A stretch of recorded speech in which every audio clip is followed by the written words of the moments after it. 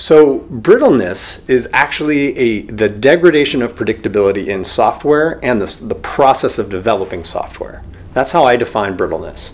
How does this manifest? Well, as brittleness sets in, you're going to start to see missed deadlines. You're going to see what we call escaped defects. Escaped defects are defects that customers find in production. They are not caught during the software development process. Releases will get rolled back, which is just another way of missing deadlines. And worst case, some of your fixes to problems that are found in production actually cause new problems. This really makes it difficult for customers to rely on your software. So how does brittleness happen, first of all? So behind me here, I have a chart where I have features and I have time. So clearly, as we develop software, we are building additional features over time. Well, there's a parallel factor here on this side. As features increase, complexity increases. Complexity is moving up at the same pace as feature development. Now what happens is, at some point, even if you're still working with the original engineers who built the original features, what will happen is, at some point in this process, the amount of complexity will actually accelerate. It will be greater than just an n+1 of feature. You're now having an n+2 for complexity. The reason why is because up until this point, up until this happened, a single engineer, or each of the engineers, could hold the entire system in their head. They understood how all of these features interacted, right? A well-architected piece of software has a lot of interdependencies. You're building a single thing that does that thing for multiple features. However, at some point, the complexity, the interdependencies in the system become harder and harder to keep track of. They're too great of a cognitive load for the engineer.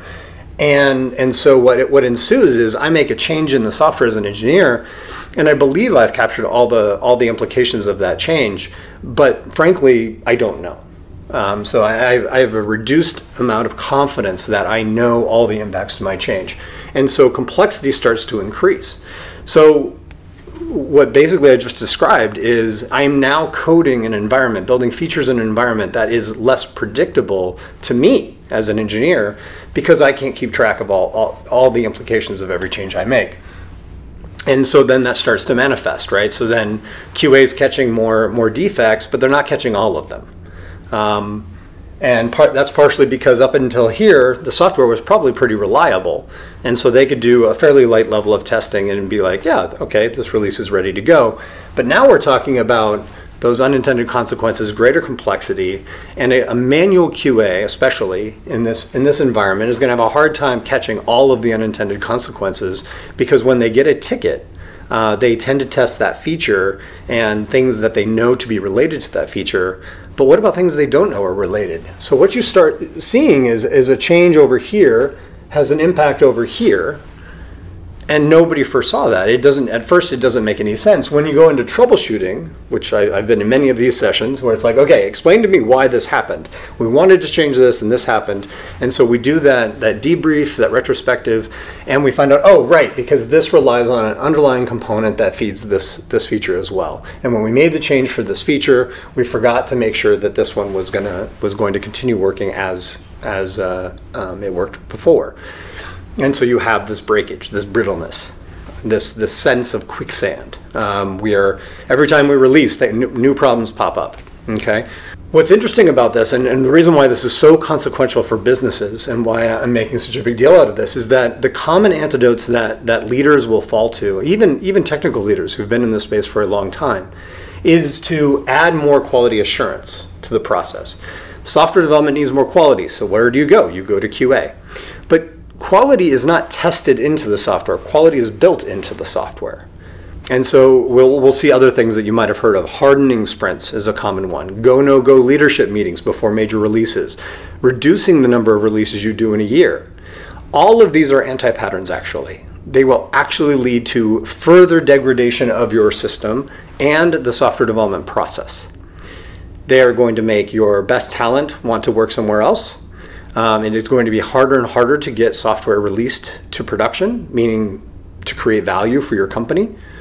And you're actually not going to get very much increase, a very large increase in predictability out of this.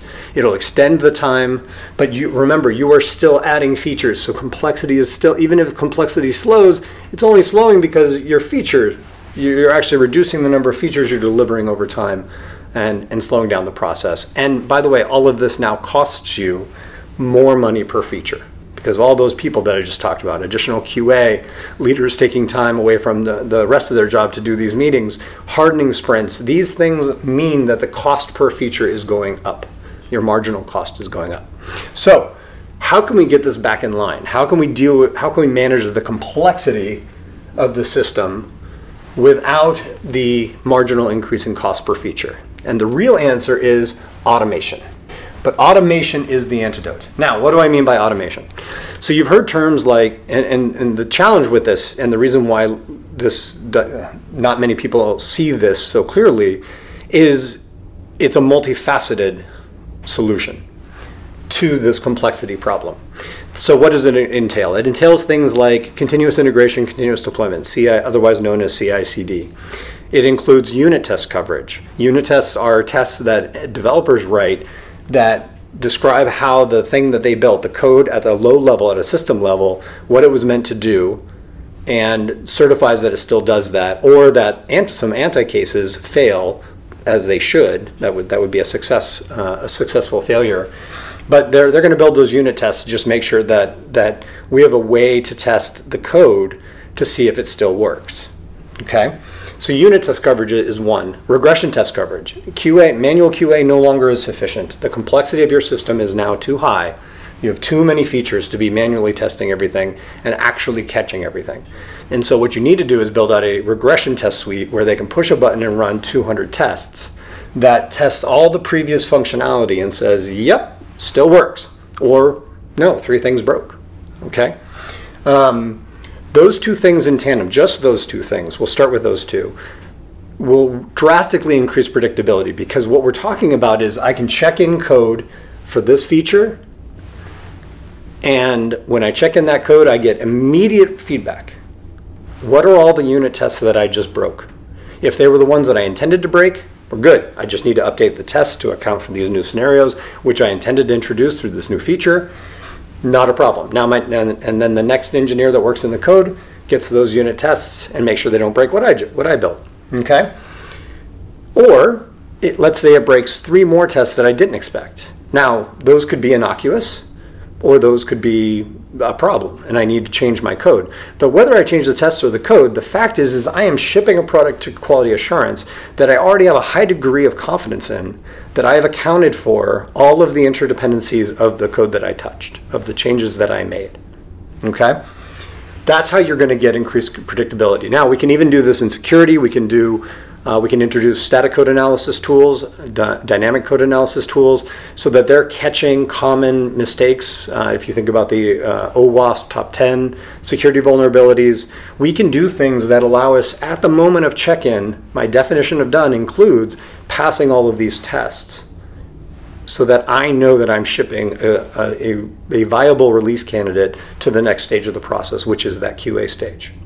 That level of automation is how you bring that complexity back down, and you start making complexity level as feature development goes up. Now, I don't want to be coy about this.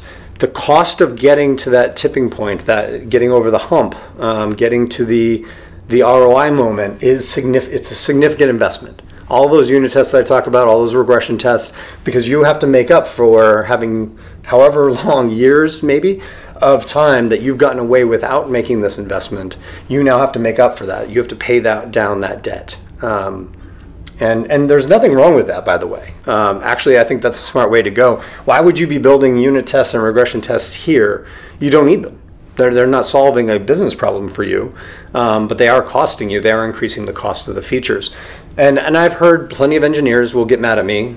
They have said, if you don't start here with all the best practices, then you'll never convince leaders to get there. But that's what this video is about. It's about understanding that this is a natural process.